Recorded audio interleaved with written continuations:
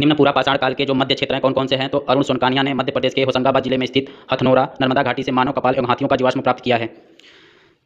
पशुओं के जीवाश्म सर्वप्रथम कहाँ से मिले हैं? तो नर्मदा घाटी से मिले हैं। नर्मदा घाटी के किनारे से मिलने के कारण इनको नमदीकस कहा जाता है। पशुओं के जो प्राचीन साक्ष्य मिले हैं जीवाश्म में कौन कौन से पशुओं के जीवाश्म मिले हैं? तो भैंसा, गौर, दरियाई घोड़ा, हाथी तथा घोड़ा के जीवाश्म मिले हैं। पशुओं के जीवाश्म कहाँ से मिले हैं? तो सोन घाटी के बाघोर से पशुओं के जीवाश्म मिले हैं। नरसिंहपुर एवं सीहोर भी मध्य प्रदेश के प्रमुख पाषाणिक स्थल हैं। महाराष्ट्र से पूरा पाषाणिक स्थल कौन कौन से हैं? तो चिरकी, नेवासा, भदने, यसर, बोरी या बिवारी एवं मोरगांव प्रमुख हैं। निम्न पूरा पाषाण काल की प्राचीनतम तिथि कहाँ से ज्ञात की गई है? तो बोरी नामक स्थान से ज्ञात की गई थी। बोरी कहाँ पे है? महाराष्ट्र में है।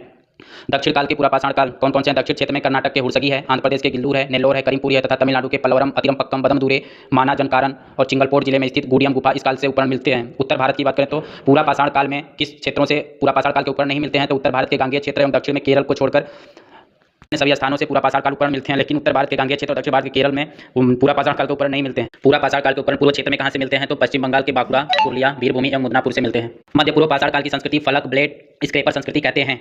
मध्य पूर्व पाषाण काल में किसकी प्रचुरता ज्यादा मिलती है? तो फलकों की प्रचुरता ज्यादा मिलती है, इसलिए इसको फलक संस्कृति कहते हैं। फलक संस्कृति पश्चिमी यूरोप की मुस्टेरियन संस्कृति से मिलते थे, इसलिए फलक संस्कृति को मुस्टेरियन संस्कृति भी कहते हैं। मध्य पाषाण काल के उपकरण किस पत्थर से बने थे? तो निम्न क्वार्टजाइट पत्थरों से बने थे, जैसे जैस्पर, क्लेसडोनी, चार्ट, क्लिंट। वही निम्न पाषाण काल के उपकरण क्वार्टजाइट पत्थर से बने थे। मध्य पूर्व पाषाण काल के फलक संस्कृति का प्रारूप स्थल किसे माना जाता है? तो महाराष्ट्र में स्थित नेवासा को मध्य पूर्व पाषाण काल या फलक संस्कृति का प्रमुख स्थल माना जाता है। मध्य पूर्व पाषाण काल का विस्तार क्षेत्र कहाँ कहाँ तक है? तो महाराष्ट्र, तमिलनाडु, कर्नाटक, आंध्र प्रदेश, उड़ीसा, गुजरात के ओरसंग नदी घाटी में स्थित भंदरपुर, पश्चिम बंगाल, बिहार तथा उत्तर प्रदेश, मध्य प्रदेश एवं राजस्थान में इस काल के उपकरण मिलते हैं। मध्य पूर्व पाषाण काल के किस क्षेत्र को बीएन मिश्र ने लूनी उद्योग कहा है? तो राजस्थान के थार से प्राप्त मध्य पूर्व पाषाण काल के उपकरणों को बीएन मिश्र ने लूनी उद्योग कहा है।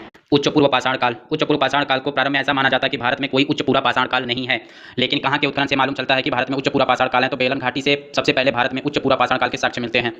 उच्च पूर्व पाषाण काल की अंतिम संस्कृति को क्या कहा जाता है? तो उच्च पूर्व पाषाण काल की अंतिम संस्कृति को मैग्डेलियन संस्कृति कहा जाता है। किस काल के पहले के उपकरण बहुप्रयोजनीय होते थे? तो उच्च पूर्व पाषाण काल के उपकरण बहुप्रयोजनीय होते थे, यानी एक ही उपकरण से काटने, चीरने, खोदने आदि का कार्य लिया जाता था। उच्च पूर्व पाषाण काल के विशेष उपकरणों में क्या थे? तक्षण या गिरमिट। गिरमिट मतलब बर्निंग का विशेष महत्व था। उच्च पूर्व पाषाण काल का मुख्य उपकरण क्या था? ब्लेड था। उच्च पूर्व पाषाण काल को क्या कहा जाता था? तो ब्लेड प्रधान कहा जाता था। उच्च पूर्व पाषाण काल की दो विशेषताएं थी। पहला, नए चकमक उद्योग की स्थापना। दूसरा, होमोसेपियंस का पदार्पण सर्वप्रथम इसी काल में, यानी होपियन सेपियंस मानव का पदार्पण किस काल में माना जाता है? तो सबसे पहले उच्च पूर्व पाषाण काल में होमोसेपियंस मानव का पदार्पण हुआ था। किस काल में हड्डियों के बने उपकरण मिलने लगते हैं? तो उच्च पूर्व पाषाण काल में हड्डियों के उपकरण बनने को मिलने लगते हैं। हड्डियों के बने उपकरण की सर्वाधिक संख्या कहाँ से प्राप्त होती है? तो आंध्र प्रदेश के मुच्छ, तला, चिंता, मनुगावी शिलाश्रयों से प्राप्त होती है। और बेलन घाटी से लोहदा नाला क्षेत्र से दुनिया का सबसे प्राचीनतम अस्थि निर्मित स्त्री की मूर्ति मिली है, यानी कि सबसे प्राचीनतम अस्थि निर्मित स्त्री की मूर्ति कहाँ से मिली है? तो बेलन घाटी से लोहदा नाला क्षेत्र से मिली है। उच्च पूर्व पाषाण काल में चित्रकला के प्रमाण मिलते हैं, तो इसके प्रमाण कहाँ से मिलते हैं? तो महाराष्ट्र के पटले स्थल से शुतुरमुर्ग के अंडों पर बनाई गई चित्रकारियों से मिलते हैं।